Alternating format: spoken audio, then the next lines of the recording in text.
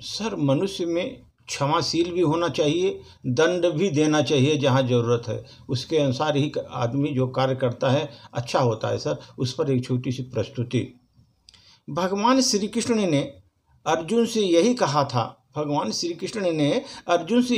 था कि हम किसी अन्यायी अत्याचारी को केवल इसलिए क्षमा नहीं कर सकते क्योंकि वो अपना है, इसलिए उसे क्षमा नहीं कर सकते। संबंधी है या पड़ोसी है, उसे क्षमा नहीं किया जा सकता अगर वो अन्यायी है।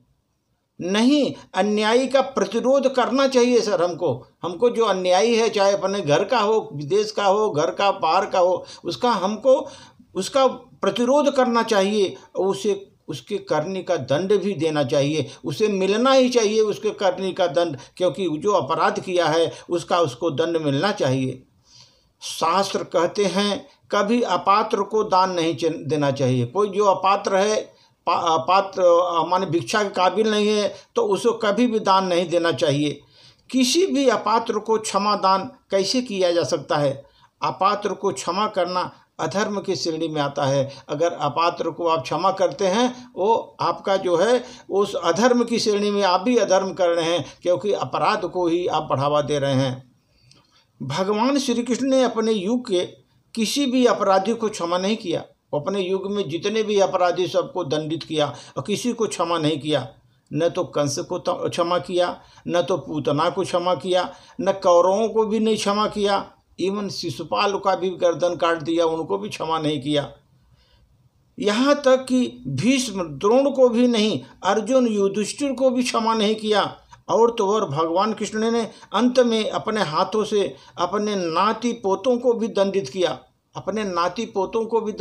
भगवान ने, क्योंकि उन्होंने अन्याय किया, उसका दंड भगवान ने किया है। क्योंकि यही होती है धर्म की स्थापना। अगर धर्म की स्थापना के लिए श्री कृष्ण आए थे तो अन्याय के विरुद्ध उन्होंने लड़े और अन्याय को उन्होंने समाप्त किया सर। इसीलिए सर कहावत है, रोग अपनी देह में पैदा होकर देह को हानि पहुंचाता है।